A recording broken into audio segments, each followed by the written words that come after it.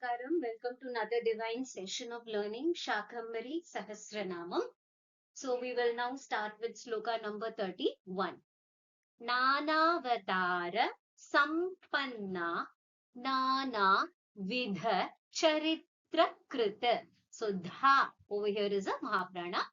Dha Charitra Nana Vidha Charitra Krita. Karavira Mahalakshmi. So if you see here, we have a visarga which is followed by ka. So it's taking that ik sound. So we say Karavira Mahalakshmi Kolha Sura Vinashini. Kolha Sura Vinashini. Nanavatara Sampanna Nana Vidha Charitra Krita. Karveer Mahalakshmi Kolhasur विनाशिनी नानावतार संपन्ना नानाविध चरित्र कृत Karveer Mahalakshmi Kolhasur विनाशिनी. We move on to the next sloka. Nagalinga Bhagankadhya. So the ha is a Mahaprana here. Bhagankadhya Maulish. Maulish. So here it is not Maulish, it is Maulish. That li is a short vowel. So you say Maulish. So why you're saying that ish is because we have a visarga which is followed by sha which take the ish sound. So we'll say Maulish Shakradi Samstuta Durgamasura Samharitri Durga Narga Lashasana Nagalinga Bhagankadhya Mauli Shakradi Samstuta Durgamasura Samharitri Durga Narga Lashasana Nagalinga Bhagankadhya Maula Shakradi Samstuta Durgamasura Samhartri Durga Nargala Shasana Nana Vidha Bhayatratri. So two Mahaprana, Ha and Ha. Nana Vidha Bhayatratri Sutra Madi. Sutra Madi Sudhashana. Sudha again. Mahaprana Sudhashana. Naga Paryanka Shayana. Naga Paryanka Shayana. Nagi Naganga Narchita. Nagi Nagaranga Narchita. Nana Vidha Bhayatratri Sutra Madi Sudhashana.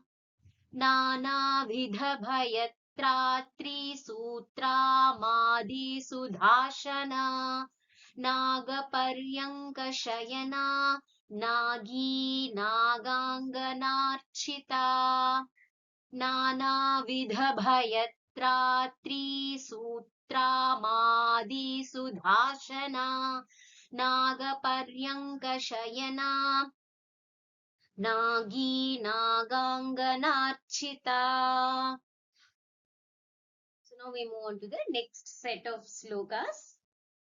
Hata Kalang Kritimati. Hata Kesha Sabhajita. Vagdevata Spurti Dhatri. So it's a Mahaprana.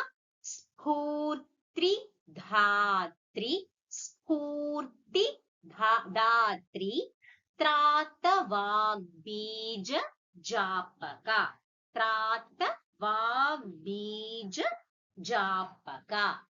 Hata Kalang Kritimati. Hata Kesha Sabhajita. Vagdevata Spurti Dhatri. Trata Vagbija Japaka. Hata Kalang Kritimati. Hata Kesha Sabhajita.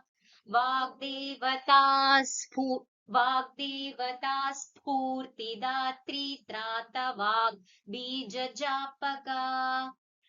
Japya Japa vidhignya cha. Again, Mahaprana. Dhi is a Mahaprana. Japya japa vidhignya cha.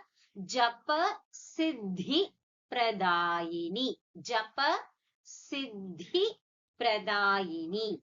Mantra shaktir. Mantra vidya. Sumantra. Mantrika. Mantrikama priya. Mantrikama priya. So if you see here that kra mantrikama priya, the after ka we have half ma. So you will pronounce it as mantrikama priya. Japya japa vidhignya cha japa siddhi pradayini. Mantra shaktir mantra vidya sumantra mantrikama priya. Japya japa vidhignya cha japa siddhi pradayini. Mantra shaktir mantra vidya sumantra mantrikama priya. Indu mandala peethasta. Ha and ta. Two Mahapranas. Surya mandala peethaga. Tha again Mahaprana. Chandra Shaktis. Chandra Shaktis. Surya Shaktir. Graha Shaktir. Grahartiha. I'll repeat it one more. Chandra Shaktis. Surya Shaktir. Graha Shaktir. Grahartiha. Indu Mandala Peethastha. Surya Mandala Peethaga. Chandra Shakti Surya Shakti Graha Shakti Grahartiha. Indu Mandala Peethastha Surya Mandala Peethaga. Chandra Shakti Surya Shakti Graha Shakti Grahartiha. Now we move on to the last set of slokas.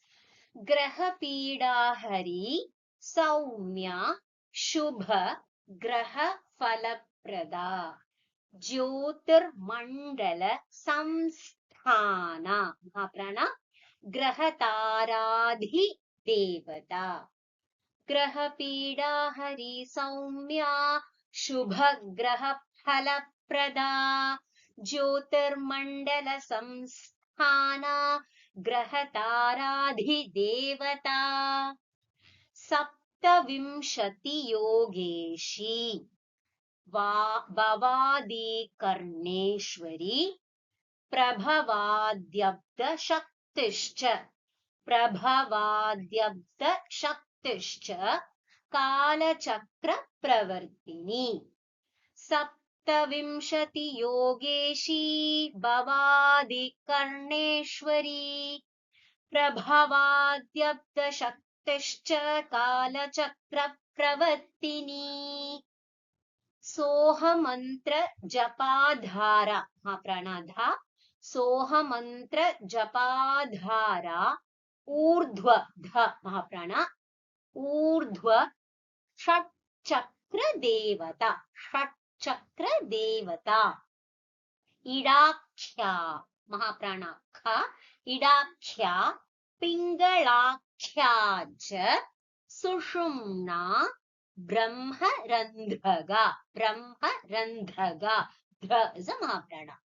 Soha Mantra Japadhara Urdhva Shat Chakra Devata Idakshya Pingalakhya Cha Sushumna Brahmarandhaga Shiva Shakti Kundalini Nabhi Mandala Nidrita Yogat Buddha Bhu Mahaprana and Dha is there are two Das. One is first Da and then the second Da. So Yogo Buddha Yogo Buddha Mufti Datri Yogo मुक्तिदात्री सहस्राराब्ज